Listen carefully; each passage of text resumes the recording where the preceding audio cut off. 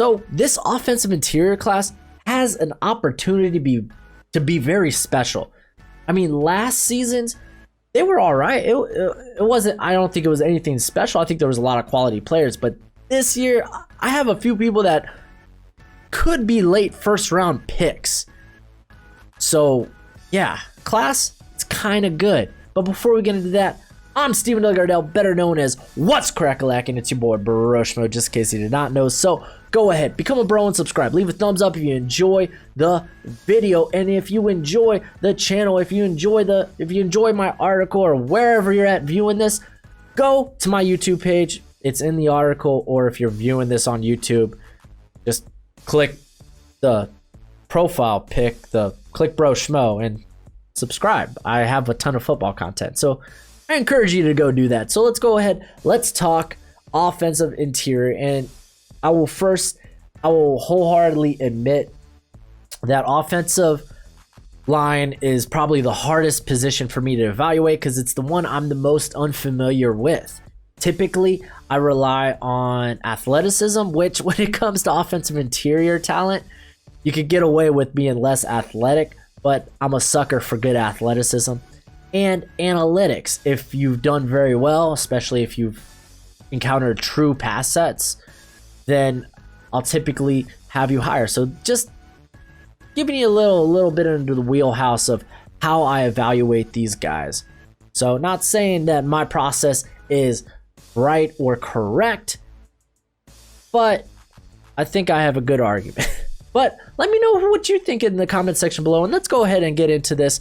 My number one guy is Wyatt freaking Davis out of Ohio State. I think this guy has a chance to rise up to be maybe a top 10 pick like Quentin Nelson was. He only has 1 year starting experience, and if you tack on the bowl game in the 2018 season, which he didn't actually fare that well, but this season he was dominant.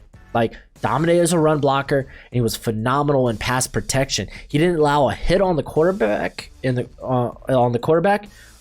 on over 400 pass sets. There's those analytics coming in, I'm just saying. And he's actually very polished with his technique. He's an interesting prospect. I think he's a guaranteed first rounder with the opportunity to rise. Next, I have Trey Smith out of Tennessee. A lot of people are very high on Trey Smith, and it's understandable. Last year, a lot of people were mocking him as a tackle, despite the move to left guard, and then this year he played throughout the year as left guard.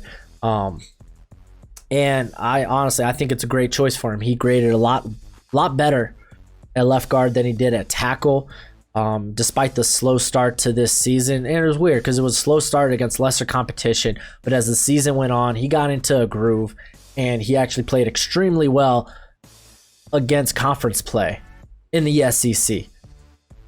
Bonus points. Good athleticism, especially for the inside.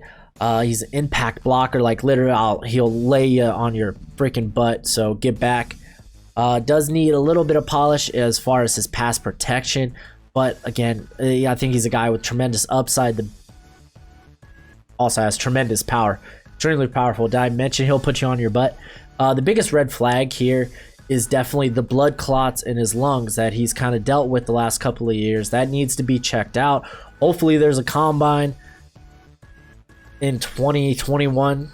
So it's far ways away, so does need to be medically cleared, but he does have the potential to be a late first rounder. And then at 3, I got Elijah Vera Tucker out of USC. One of the best pass blockers along the interior. He allowed a pressure rate of 1.1%. You don't know what that means. That's extremely low. Good job on you, my friend. He from what I heard, he might play left tackle this season with Austin Jackson gone now. So he might move out there. I think he's athletic enough to, but I still think he fits better as a guard in the NFL. He's very strong. Great combination of that athleticism and power. He could play a little stronger, though. He is strong. Just I would like to see him play a little stronger.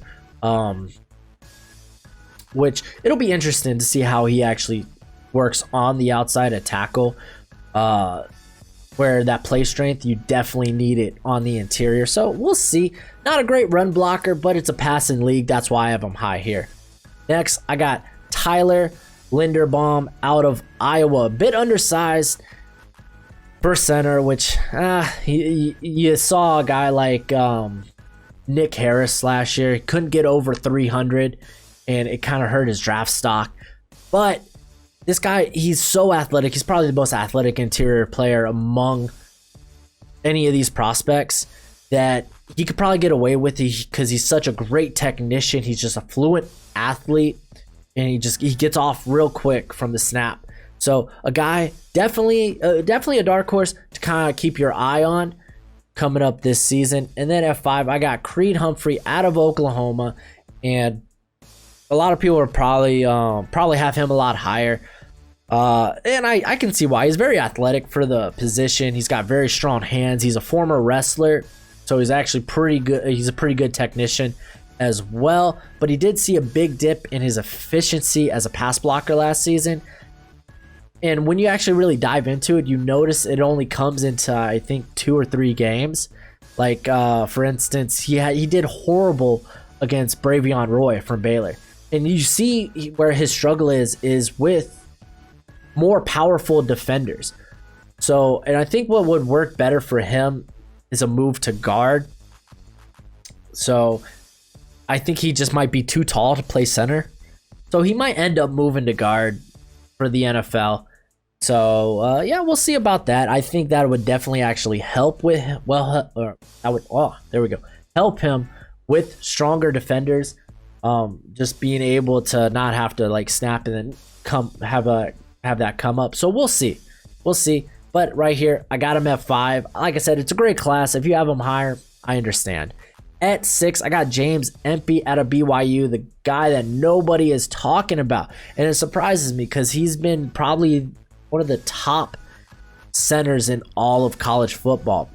I mean, as far as pass blocking, he was in the top 2, and run blocking, he was in the top 3 as far as PFF grades. So this guy is definitely kind of a dark horse, and it's kind of strange because, like I said, the dude is really freaking good, really good at what he does.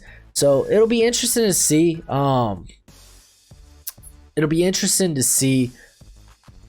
How far this guy might fall. Honestly, I think he might end up being a day 3 guy just because of maybe the competition.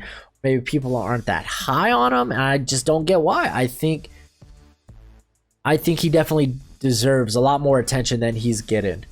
Excuse me for a second. Next on the list, I have Josh Myers at Ohio State.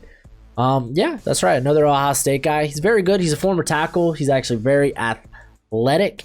I would like to see a little bit more power, but it's not like he's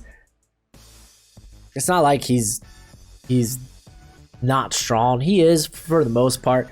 He won't really pancake anybody or push anyone back. He just won't give up ground. He was probably the least impressive of the interior talent for Ohio State because they had Jonah Jackson, who was stellar. Wyatt Davis was amazing. And then you have your center, Josh Myers, who he was good.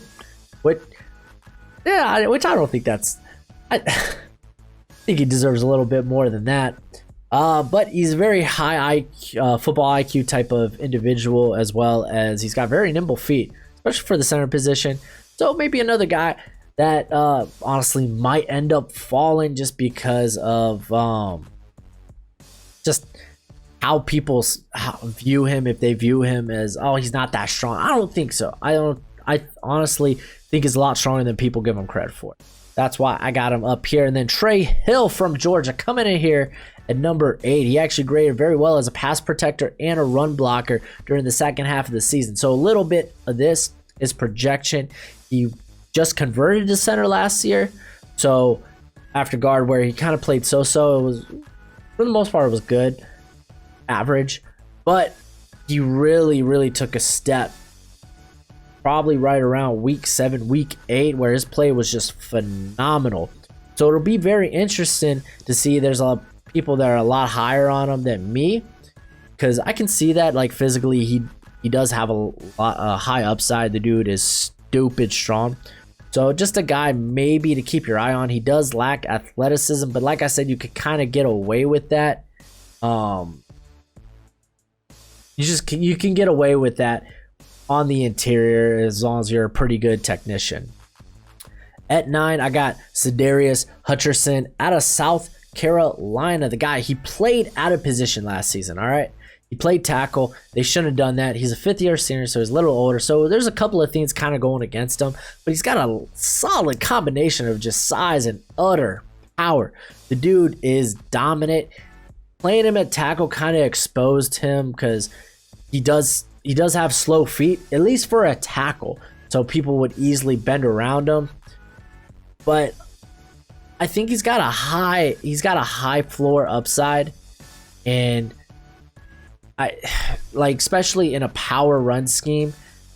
But yeah, if they don't move him back to the interior, then I could see this guy falling somewhere maybe late day 3. But I think he deserves to be a lot higher than that. And then finally, last but not least, I got Jack Anderson out of Texas Tech. I actually was very high on him last year, hoping he may come out for the 2021 draft, but he did get hurt. He couldn't finish. I think it was like the last 8 games of the year or the seasons. He only played about like 4.5 games, but I really like what I saw from this guy the year before, because playing in that air raid offense, you have to be athletic, you have to be able to move, and he does a really good job of getting to the second level or even coming across the formation and having to lead block at times. So I was really impressed with his athleticism, and on top of that, he's actually stupid strong. So I think this is a guy that could definitely raise his stock with a full healthy season. But that's it for my list. Go ahead, do the YouTube thing. If you want to check out my full rankings, go to Fan to Fan Network. I got it all laid out there. I got the link in the description below, as well as it's the pinned comment. So if you want to check that out, check it out.